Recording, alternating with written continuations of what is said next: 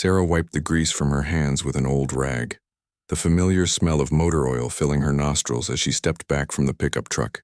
The engine hummed smoothly now, purring like a content cat after hours of careful work. She had always found peace in the rhythmic sounds of the garage, the clank of tools, the hiss of air compressors, and the steady drone of engines coming back to life under her skilled hands. The small town of Cedar Falls had welcomed her 3 years ago when she first rolled into town in her beat-up Honda, looking for a fresh start and a quiet life. She had answered an ad for a mechanic position at Murphy's Auto Repair, and old Pete Murphy had hired her on the spot after watching her diagnose a complex transmission problem in under 10 minutes. The other mechanics had been skeptical at first, a woman in her early 30s showing up in their male-dominated world. But Sarah's expertise quickly earned their respect. She kept to herself mostly, arriving early each morning and staying late to finish whatever project demanded her attention. The townspeople knew her as the quiet woman who could fix anything with wheels, the one who never charged extra for small jobs and always had time to help elderly customers understand what was wrong with their vehicles.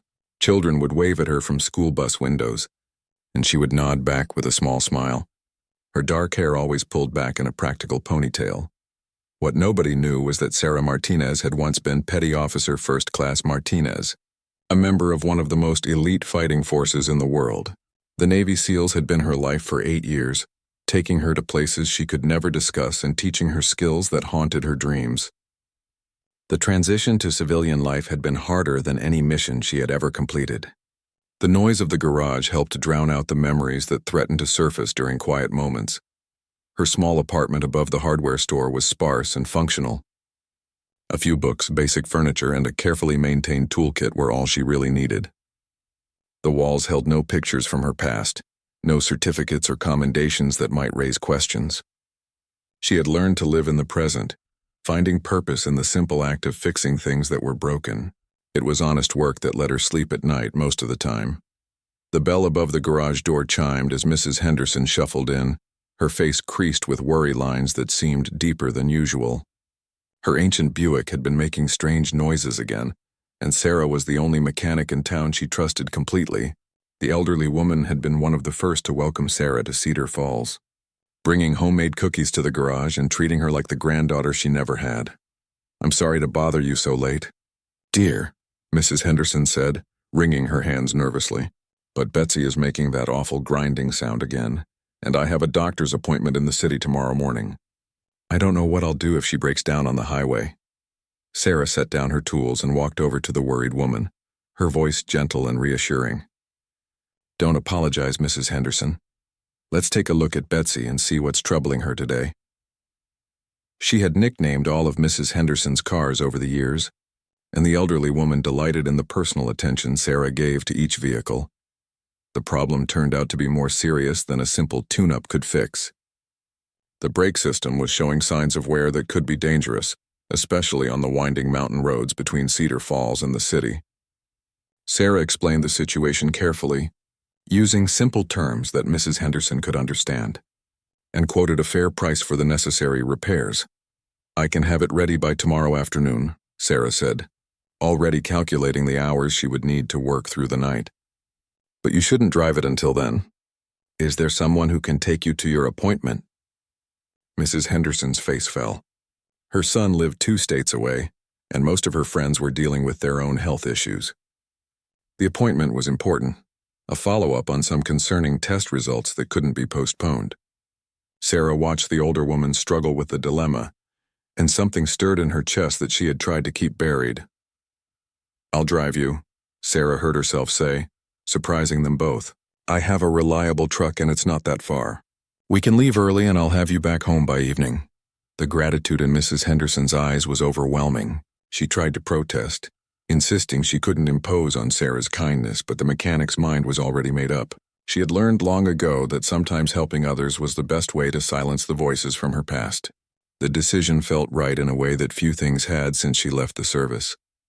As Mrs. Henderson finally agreed and headed home for the evening, Sarah returned to work on the Buick with renewed energy. The familiar motions of removing brake components and installing new parts helped calm her thoughts. She worked methodically, double-checking each connection, and testing every system with the precision that had been drilled into her during years of training where mistakes could cost lives. The garage grew quiet as the town settled in for the night.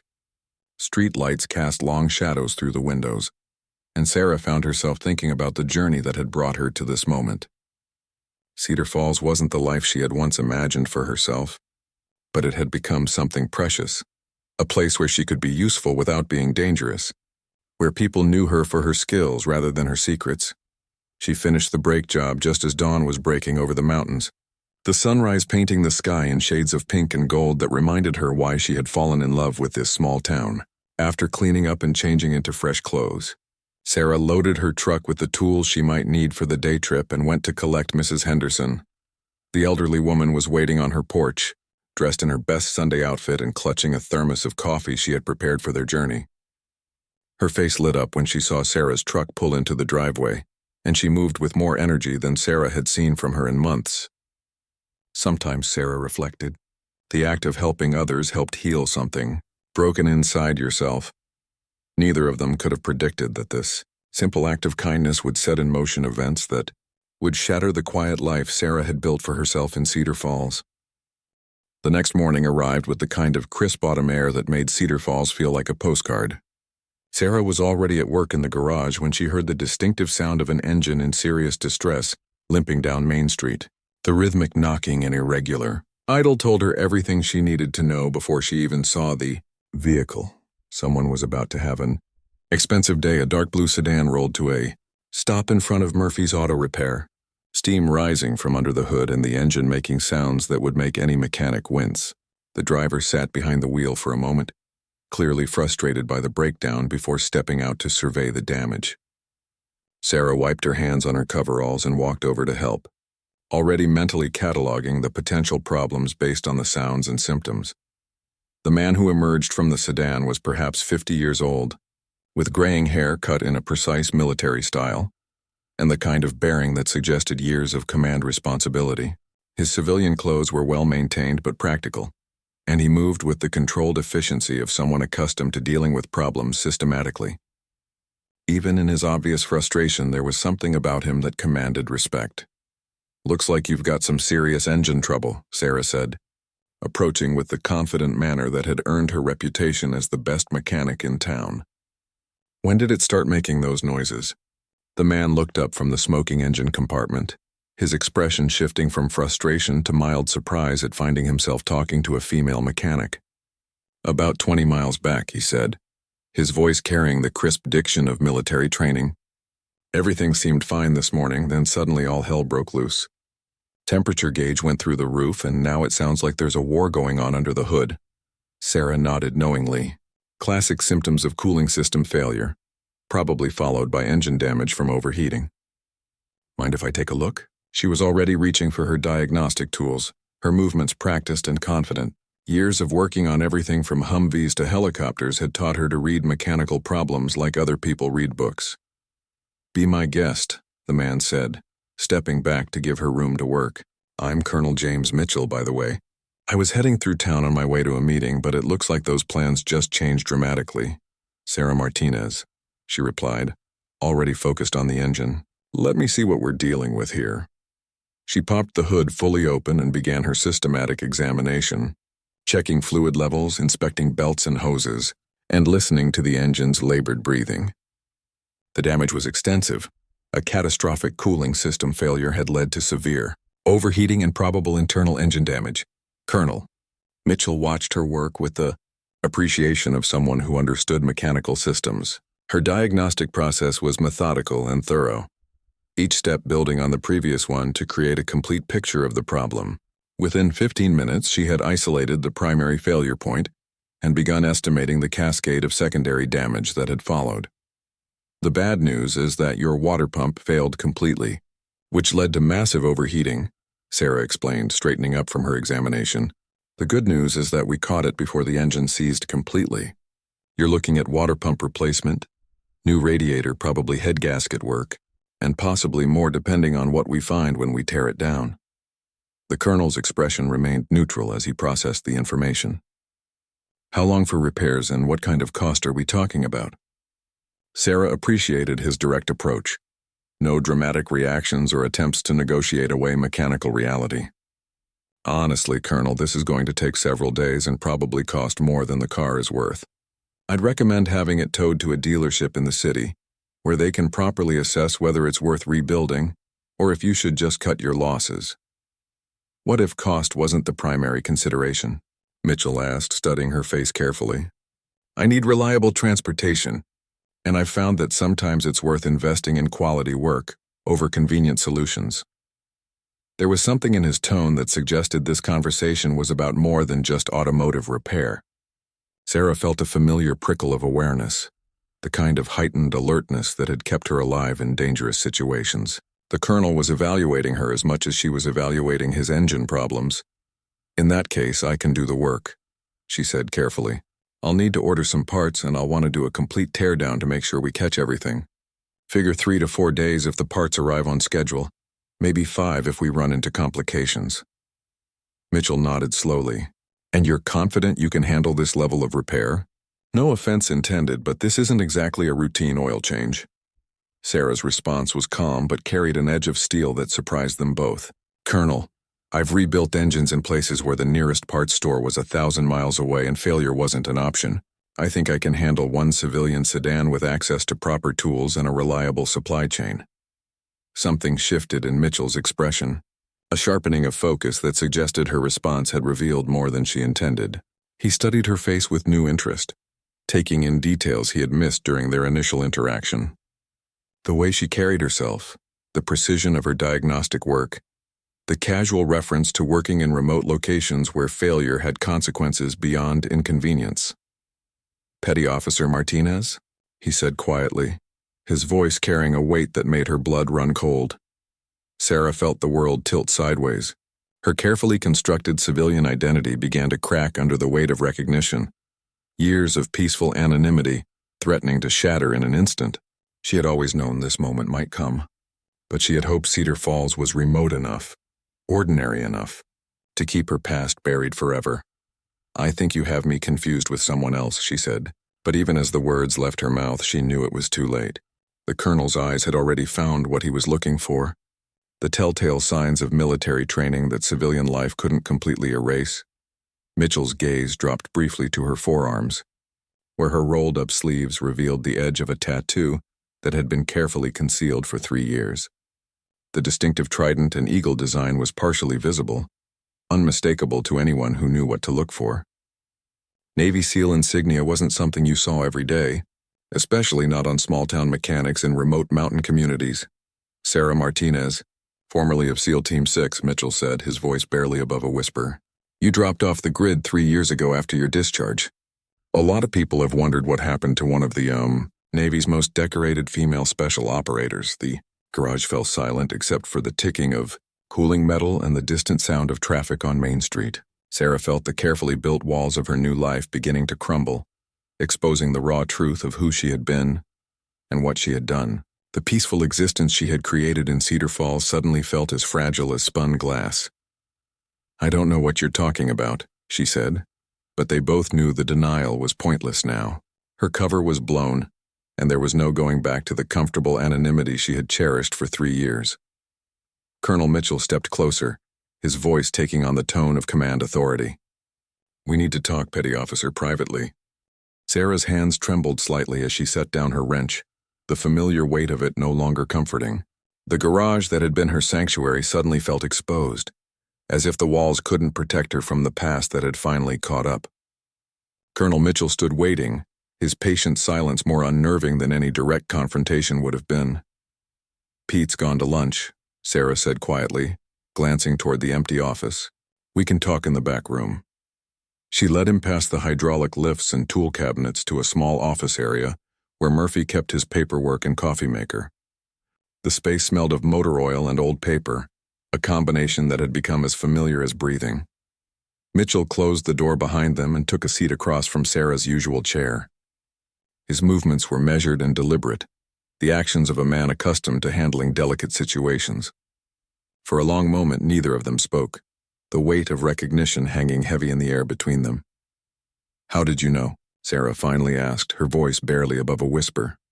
The way you diagnosed that engine problem. Mitchell replied. Most mechanics would have started with the obvious symptoms and worked their way deeper.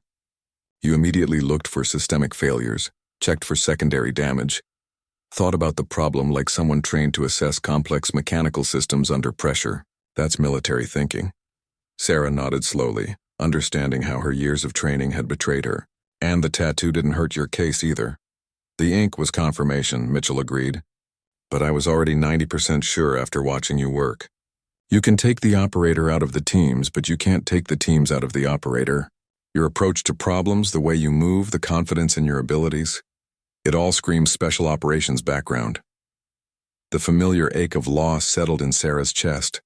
She had worked so hard to build a normal life, to become just another small-town mechanic who fixed cars and minded her own business. The idea that her past was still visible despite her best efforts to bury it felt like a personal failure. "What do you want, Colonel?" she asked, straightening in her chair. If her cover was blown, she might as well face it with the dignity she had learned in the service. Mitchell studied her for a long moment before responding. "Officially, nothing. Your service record is exemplary. Your discharge was honorable, and what you do with your civilian life is your own business. You've earned the right to disappear into whatever life makes you happy. And unofficially, I'm curious about one of the most decorated female special operators in Navy history, working as a mechanic in a town most people couldn't find on a map." Mitchell's tone remained neutral, but Sarah could hear the genuine interest behind his words. "Your last mission report is still classified above my clearance level, which suggests you were involved in something significant before you mustered out." Sarah felt the familiar weight of secrets she could never share, missions that existed only in classified files and the nightmares of those who had been there. "Some things are better left buried, Colonel. I came here because I needed peace, and Cedar Falls has given me that. I hope you're not here to take it away." "That depends on you," Mitchell said, leaning forward slightly. "I'm not here by accident, Sarah. My broken-down car is convenient timing, but I've been looking for you for the better part of 6 months." The admission hit Sarah like a physical blow. Her carefully constructed anonymity had been an illusion. Her peaceful existence built on foundations that were crumbling even as they spoke. "Looking for me, why?" Mitchell reached into his jacket and pulled out a manila folder, setting it on the desk between them. "Because there's a situation developing that requires your particular skill set. Something that could benefit from the expertise of someone who understands both mechanical systems and special operations." Sarah stared at the folder without touching it, knowing that whatever was inside would represent the end of her quiet life in Cedar Falls. "I'm retired, Colonel. Officially and completely. Whatever's in that file, I'm not your person anymore." "Take a look before you decide," Mitchell said gently. "This isn't about dragging you back into active duty. It's about preventing something that could cost a lot of innocent lives." Against her better judgment, Sarah opened the folder. The contents were a mixture of technical diagrams, satellite photographs, and intelligence briefings that painted a picture of a developing terrorist threat. Someone was building improvised explosive devices using sophisticated components, devices that required both advanced technical knowledge and access to military-grade materials. "The bomb maker has been active for 8 months, Mitchell explained as Sarah studied the documents. 17 attacks across 3 countries, each one more sophisticated than the last. Our technical analysis suggests someone with advanced mechanical training and explosive ordnance experience. Someone with a background very similar to yours." Sarah looked up from the files, understanding beginning to dawn. "You think I'm involved in this?" "God, no," Mitchell said quickly. "Your whereabouts for the past 3 years are well documented, and besides, the psychological profile doesn't fit. But the technical signature does. Whoever is building these devices learned their craft in the same schools you did, trained with the same equipment, developed the same problem-solving approaches. The implications were clear, and Sarah felt a familiar chill of professional recognition. You think it's someone from the teams, someone with SEAL training, yes. Probably discharged within the last 5 years, possibly under less than ideal circumstances. The psychological profile suggests someone with advanced technical skills who feels betrayed by the system they once served." Sarah closed the folder and pushed it back across the desk. "Even if that's true, I don't see how I can help." "I fix cars now, Colonel. I don't hunt bad guys anymore." "You could consult on the technical aspects," Mitchell pressed. "Help us understand how these devices are constructed. What kind of training and equipment would be required?" Your insight could be the key to identifying the bomber before the attacks escalate.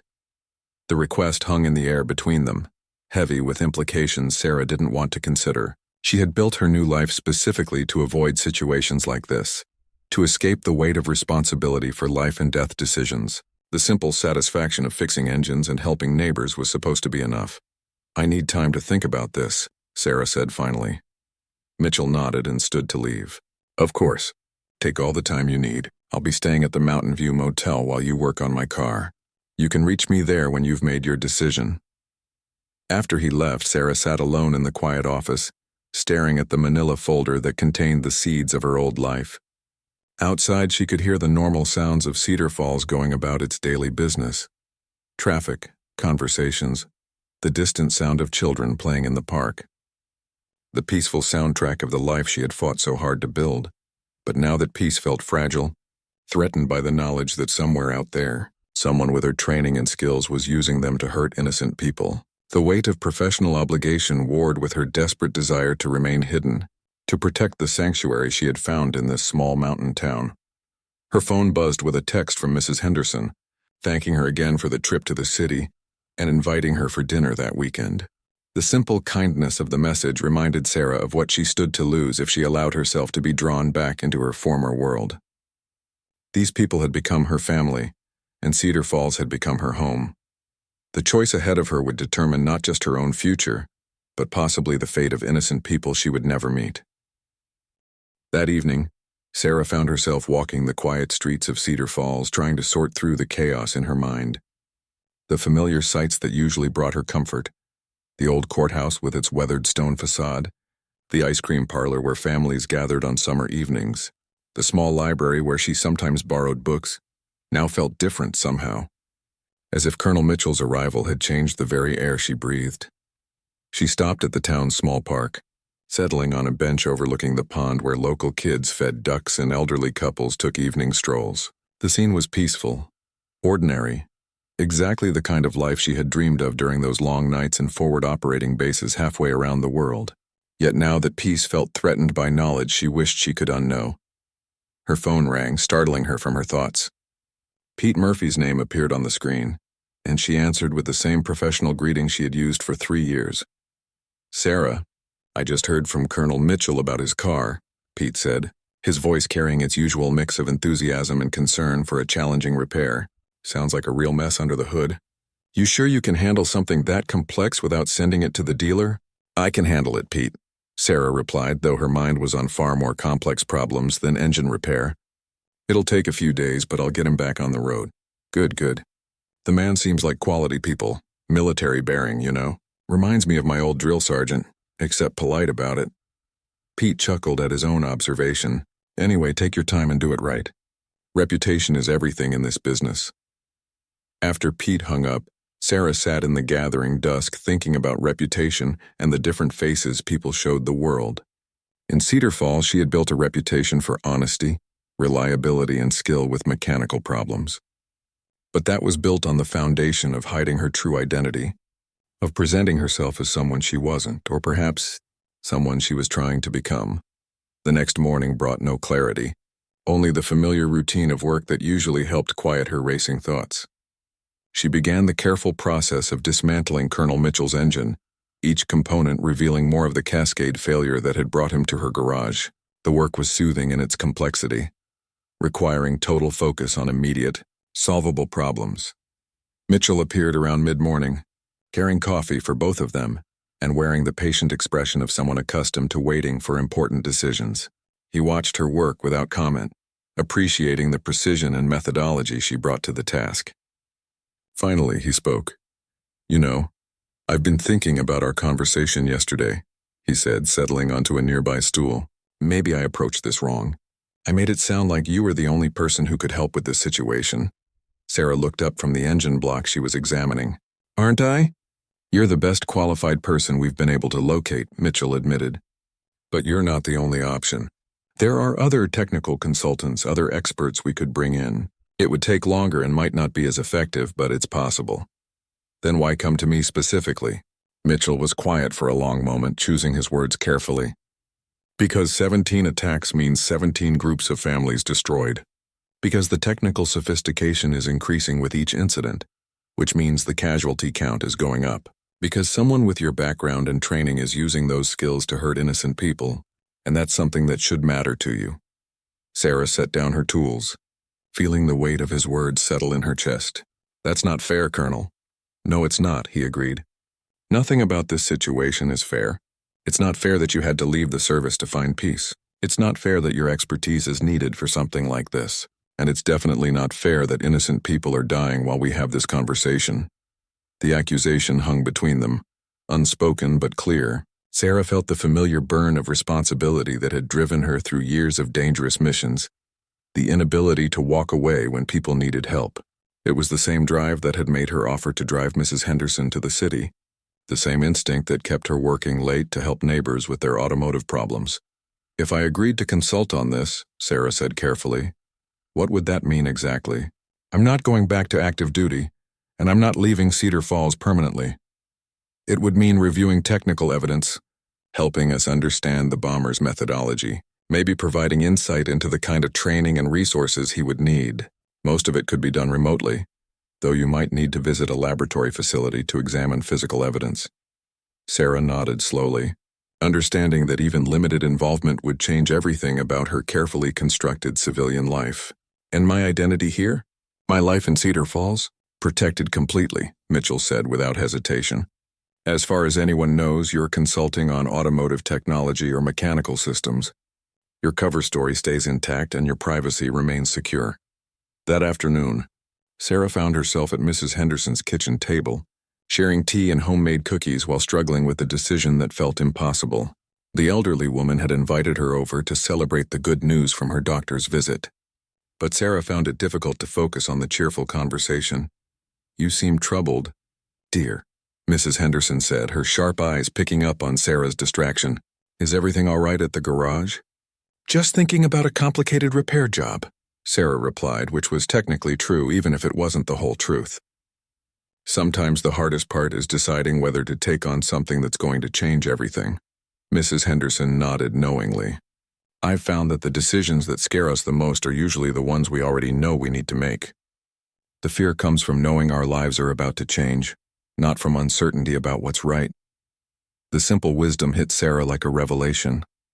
She had been agonizing over a choice that she had already made in her heart, fighting against instincts and training that couldn't be erased by 3 years of civilian life.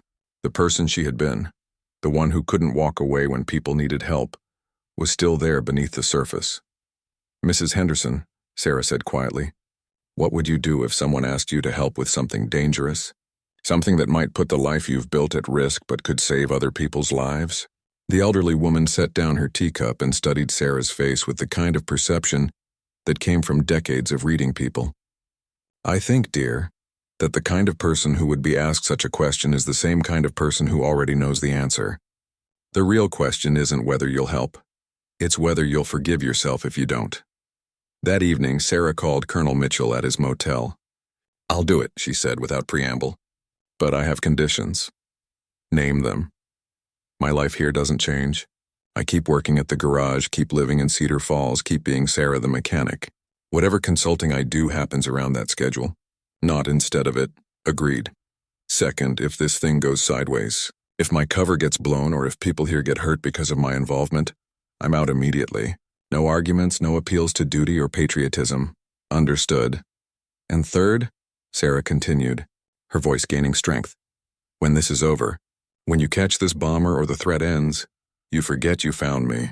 No more visits, no more requests for help, no more disruptions to the life I've built here. Mitchell was quiet for a long moment. I can't promise that other situations won't arise where your expertise might be needed. Then you can handle them without me, Sarah said firmly. This is a one-time exception, Colonel.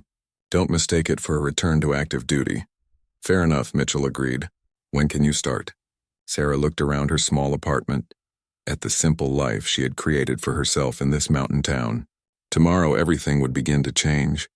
But for tonight she could still pretend that fixing engines was the most complicated problem she would ever face again. I'll finish your car first, she said. Give me 2 days to complete the engine rebuild. Then we can talk about bombs and bombers. But tonight I'm still just a mechanic in Cedar Falls. After hanging up, Sarah sat in her chair by the window, looking out at the lights of the town she had grown to love. Somewhere out there, Mrs. Henderson was probably preparing for bed, grateful for the good news from her doctor and the kindness of a neighbor who had driven her to the city.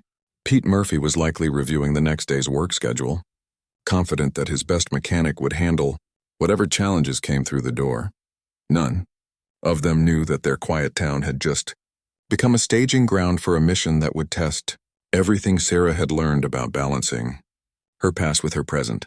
The skills that had made her one of the Navy's most effective operators were about to be called into service again, but this time in defense of the peaceful life she had fought so hard to build. The irony wasn't lost on her. To protect her new identity, she would have to embrace her old one. To remain Sarah the mechanic, she would have to become Petty Officer Martinez one more time. The question that kept her awake that night wasn't whether she could do it, but whether she would still be the same person when it was over. The next 2 days passed in a strange duality that Sarah found both familiar and unsettling. During daylight hours, she was completely absorbed in rebuilding Colonel Mitchell's engine, her hands moving with practiced precision through the complex process of restoration. But in quiet moments, her mind wandered to the classified folder waiting in her apartment, to technical specifications and threat assessments that painted a picture of escalating danger. Mitchell visited the garage each morning, ostensibly to check on his car's progress, but really to observe Sarah's work.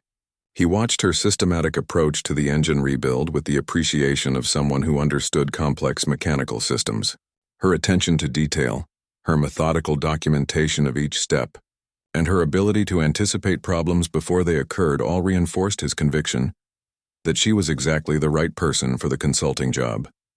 "You know," Mitchell said on the second morning, watching her carefully torque the head bolts to specification, "most mechanics would have declared this engine a total loss and recommended a replacement." Sarah looked up from her work, wiping sweat from her forehead with the back of her hand. Most mechanics haven't had to rebuild helicopter engines in the middle of a desert, with limited parts and no margin for error. When failure means people don't come home, you learn to make anything work. The comment slipped out before she could stop it, a glimpse of her former life breaking through the careful facade she had maintained for 3 years. Mitchell nodded knowingly but didn't push for more details, understanding that trust would have to be built gradually.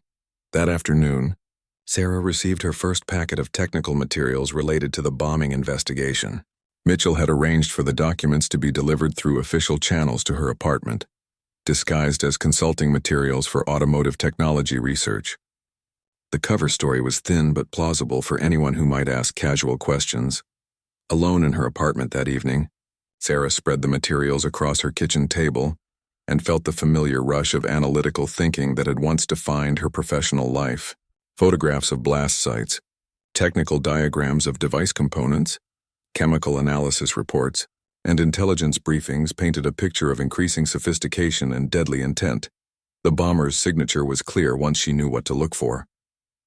Each device showed evolution in design, incorporating lessons learned from previous attacks and advancing toward more efficient methods of destruction. The technical knowledge required was substantial, not just basic explosives training, but advanced understanding of electronics, metallurgy, and precision manufacturing. Most disturbing was the psychological profile that emerged from studying the bomber's methods. This wasn't random terrorism or ideological violence, but something more personal. The target selection showed careful planning, and the increasing complexity suggested someone trying to prove their technical superiority. Sarah had seen similar patterns in operators who felt their skills were unrecognized or undervalued. Her secure phone rang just after midnight, displaying a number she didn't recognize but with the kind of encryption protocols that indicated official business. "Martinez," she answered, falling back into military communications habits without thinking. "This is Dr. Rebecca Chen, FBI Technical Analysis Division," the voice on the other end said. "Colonel Mitchell asked me to brief you on the latest incident. We had another attack 6 hours ago, a government building in Munich.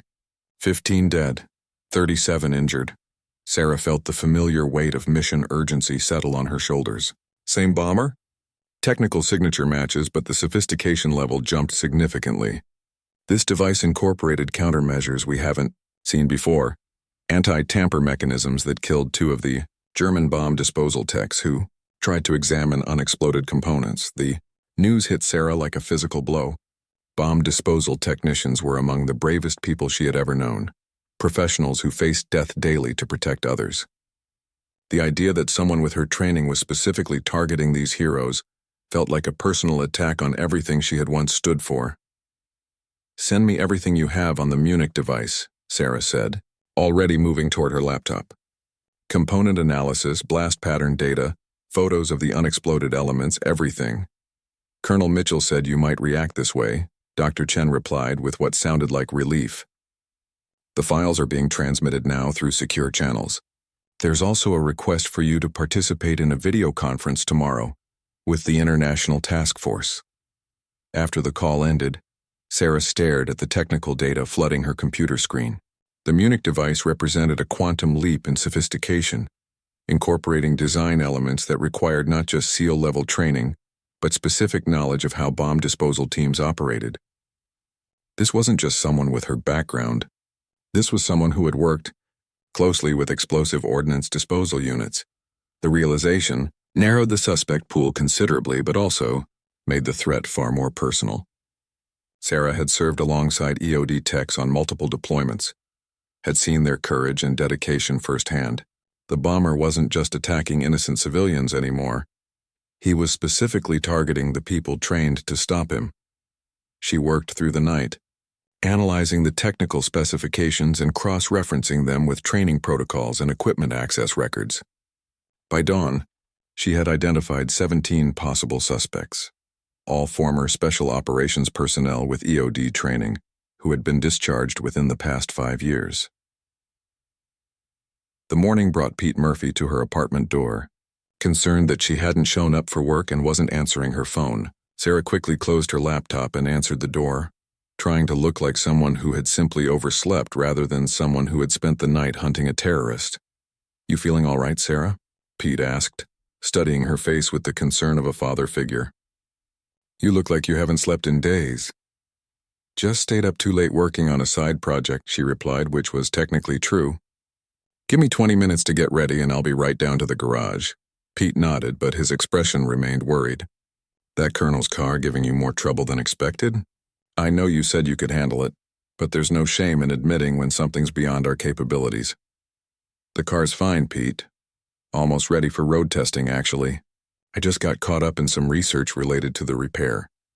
Sarah managed a smile that she hoped looked more convincing than it felt. "I'll be down soon, I promise."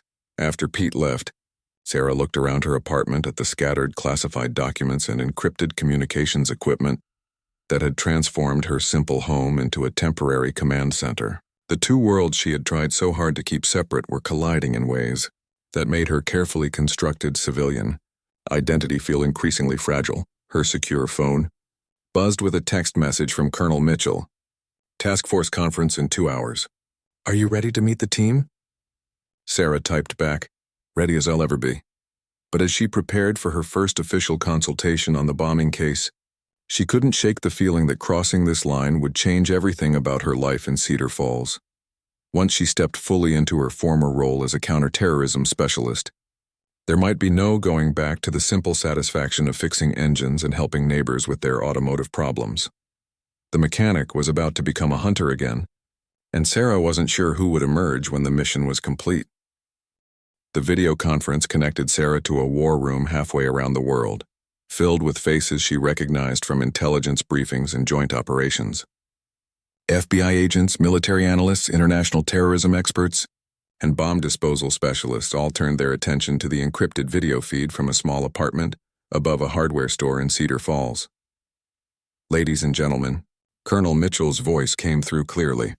"I'd like you to meet our technical consultant, Sarah Martinez. Ms. Martinez has extensive experience with explosive ordnance and mechanical systems."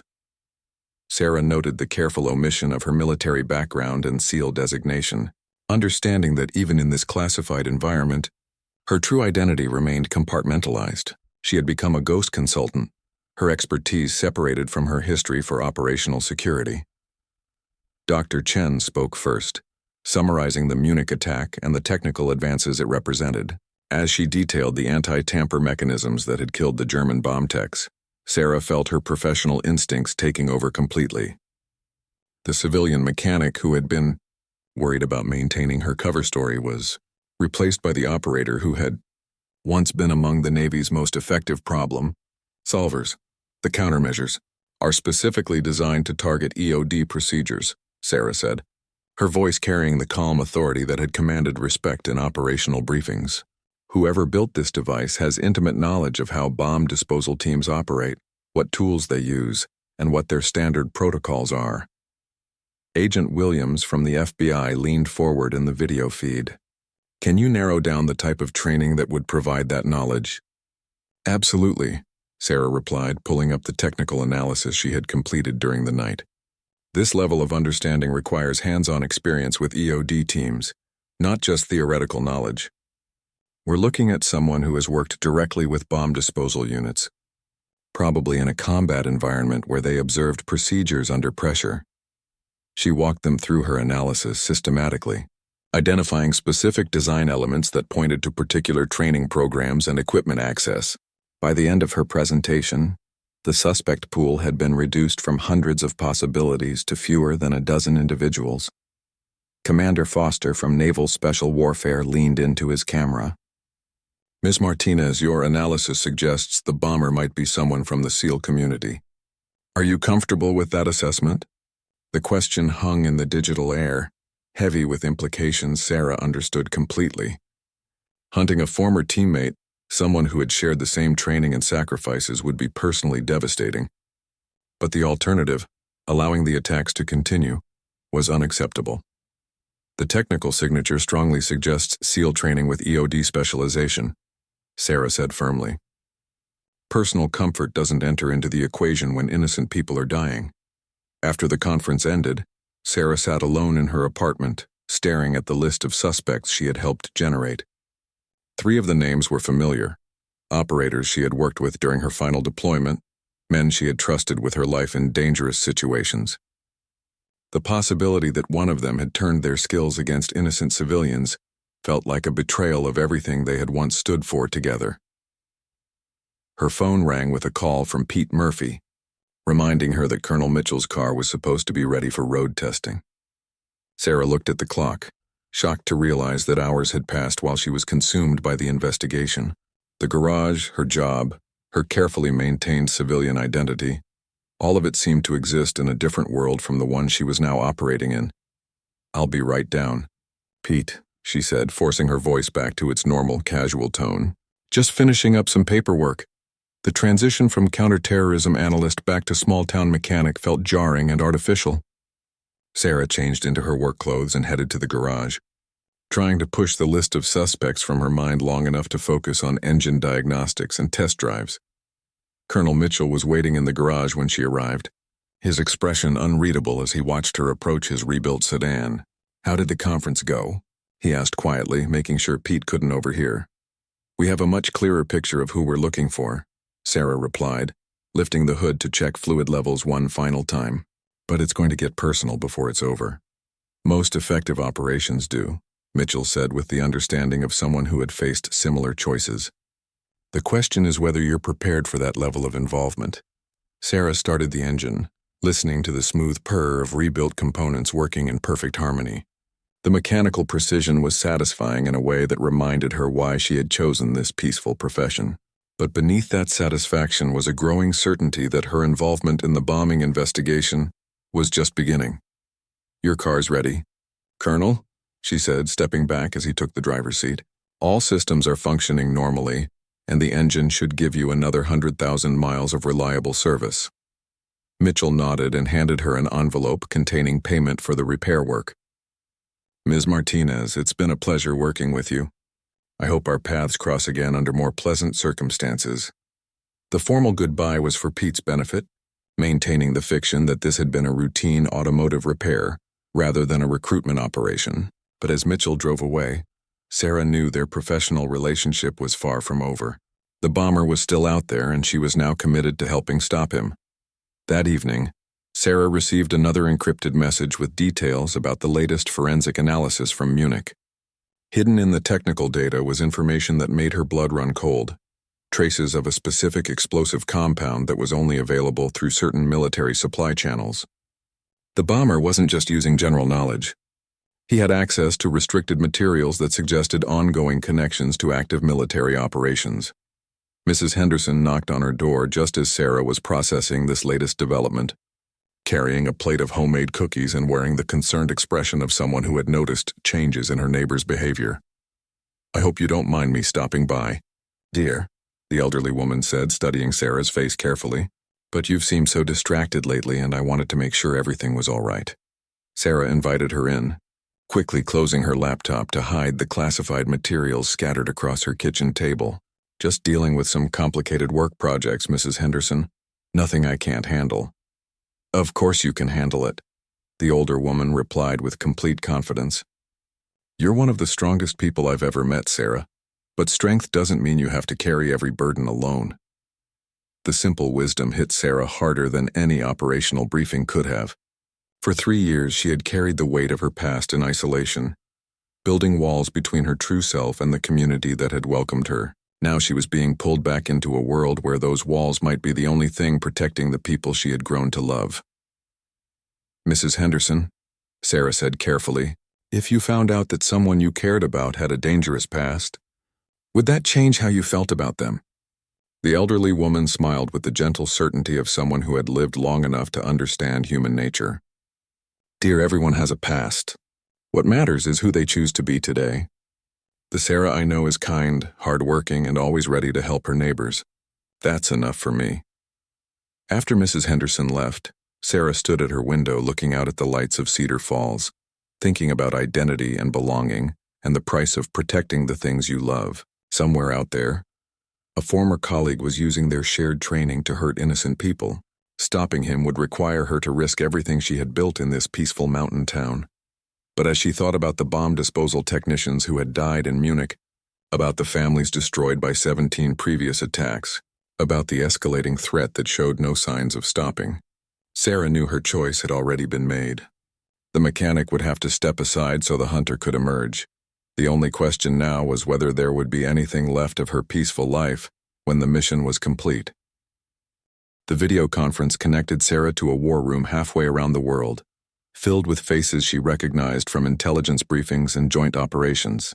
FBI agents, military analysts, international terrorism experts, and bomb disposal specialists all turned their attention to the encrypted video feed from a small apartment above a hardware store in Cedar Falls. "Ladies and gentlemen," Colonel Mitchell's voice came through clearly, "I'd like you to meet our technical consultant, Sarah Martinez. Ms. Martinez has extensive experience with explosive ordnance and mechanical systems." Sarah noted the careful omission of her military background and SEAL designation, understanding that even in this classified environment, her true identity remained compartmentalized. She had become a ghost consultant, her expertise separated from her history for operational security. Dr. Chen spoke first, summarizing the Munich attack and the technical advances it represented. As she detailed the anti-tamper mechanisms that had killed the German bomb techs, Sarah felt her professional instincts taking over completely. The civilian mechanic who had been worried about maintaining her cover story was replaced by the operator who had once been among the Navy's most effective problem solvers. "The countermeasures are specifically designed to target EOD procedures," Sarah said, her voice carrying the calm authority that had commanded respect in operational briefings. "Whoever built this device has intimate knowledge of how bomb disposal teams operate, what tools they use, and what their standard protocols are." Agent Williams from the FBI leaned forward in the video feed. "Can you narrow down the type of training that would provide that knowledge?" "Absolutely," Sarah replied, pulling up the technical analysis she had completed during the night. "This level of understanding requires hands-on experience with EOD teams, not just theoretical knowledge. We're looking at someone who has worked directly with bomb disposal units, probably in a combat environment where they observed procedures under pressure." She walked them through her analysis systematically, identifying specific design elements that pointed to particular training programs and equipment access. By the end of her presentation, the suspect pool had been reduced from hundreds of possibilities to fewer than a dozen individuals. Commander Foster from Naval Special Warfare leaned into his camera. Ms. Martinez, your analysis suggests the bomber might be someone from the SEAL community. Are you comfortable with that assessment? The question hung in the digital air, heavy with implications Sarah understood completely. Hunting a former teammate, someone who had shared the same training and sacrifices, would be personally devastating. But the alternative, allowing the attacks to continue, was unacceptable. The technical signature strongly suggests SEAL training with EOD specialization, Sarah said firmly. Personal comfort doesn't enter into the equation when innocent people are dying. After the conference ended, Sarah sat alone in her apartment, staring at the list of suspects she had helped generate. 3 of the names were familiar. Operators she had worked with during her final deployment. Men she had trusted with her life in dangerous situations. The possibility that one of them had turned their skills against innocent civilians felt like a betrayal of everything they had once stood for together. Her phone rang with a call from Pete Murphy, reminding her that Colonel Mitchell's car was supposed to be ready for road testing. Sarah looked at the clock, shocked to realize that hours had passed while she was consumed by the investigation. The garage, her job, her carefully maintained civilian identity, all of it seemed to exist in a different world from the one she was now operating in. "I'll be right down." "Pete," she said, forcing her voice back to its normal casual tone. "Just finishing up some paperwork." The transition from counterterrorism analyst back to small-town mechanic felt jarring and artificial. Sarah changed into her work clothes and headed to the garage, trying to push the list of suspects from her mind long enough to focus on engine diagnostics and test drives. Colonel Mitchell was waiting in the garage when she arrived, his expression unreadable as he watched her approach his rebuilt sedan. "How did the conference go?" he asked quietly, making sure Pete couldn't overhear. "We have a much clearer picture of who we're looking for," Sarah replied, lifting the hood to check fluid levels one final time. "But it's going to get personal before it's over." "Most effective operations do," Mitchell said with the understanding of someone who had faced similar choices. "The question is whether you're prepared for that level of involvement." Sarah started the engine, listening to the smooth purr of rebuilt components working in perfect harmony. The mechanical precision was satisfying in a way that reminded her why she had chosen this peaceful profession. But beneath that satisfaction was a growing certainty that her involvement in the bombing investigation was just beginning. "Your car's ready, Colonel," she said, stepping back as he took the driver's seat. "All systems are functioning normally, and the engine should give you another 100,000 miles of reliable service." Mitchell nodded and handed her an envelope containing payment for the repair work. "Ms. Martinez, it's been a pleasure working with you. I hope our paths cross again under more pleasant circumstances." The formal goodbye was for Pete's benefit, maintaining the fiction that this had been a routine automotive repair, rather than a recruitment operation. But as Mitchell drove away, Sarah knew their professional relationship was far from over. The bomber was still out there, and she was now committed to helping stop him. That evening, Sarah received another encrypted message with details about the latest forensic analysis from Munich. Hidden in the technical data was information that made her blood run cold, traces of a specific explosive compound that was only available through certain military supply channels. The bomber wasn't just using general knowledge. He had access to restricted materials that suggested ongoing connections to active military operations. Mrs. Henderson knocked on her door just as Sarah was processing this latest development, carrying a plate of homemade cookies and wearing the concerned expression of someone who had noticed changes in her neighbor's behavior. "I hope you don't mind me stopping by, dear," the elderly woman said, studying Sarah's face carefully. "But you've seemed so distracted lately, and I wanted to make sure everything was all right." Sarah invited her in, quickly closing her laptop to hide the classified materials scattered across her kitchen table. "Just dealing with some complicated work projects, Mrs. Henderson. Nothing I can't handle." "Of course you can handle it," the older woman replied with complete confidence. "You're one of the strongest people I've ever met, Sarah. But strength doesn't mean you have to carry every burden alone." The simple wisdom hit Sarah harder than any operational briefing could have. For 3 years, she had carried the weight of her past in isolation, building walls between her true self and the community that had welcomed her.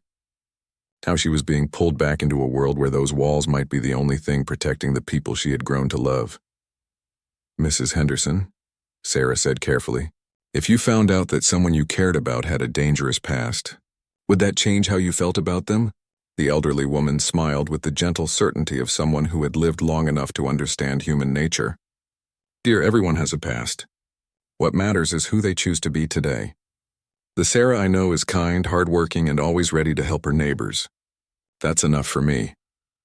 After Mrs. Henderson left, Sarah stood at her window looking out at the lights of Cedar Falls, thinking about identity and belonging and the price of protecting the things you love. Somewhere out there, a former colleague was using their shared training to hurt innocent people. Stopping him would require her to risk everything she had built in this peaceful mountain town. But as she thought about the bomb disposal technicians who had died in Munich, about the families destroyed by 17 previous attacks, about the escalating threat that showed no signs of stopping, Sarah knew her choice had already been made. The mechanic would have to step aside so the hunter could emerge. The only question now was whether there would be anything left of her peaceful life when the mission was complete.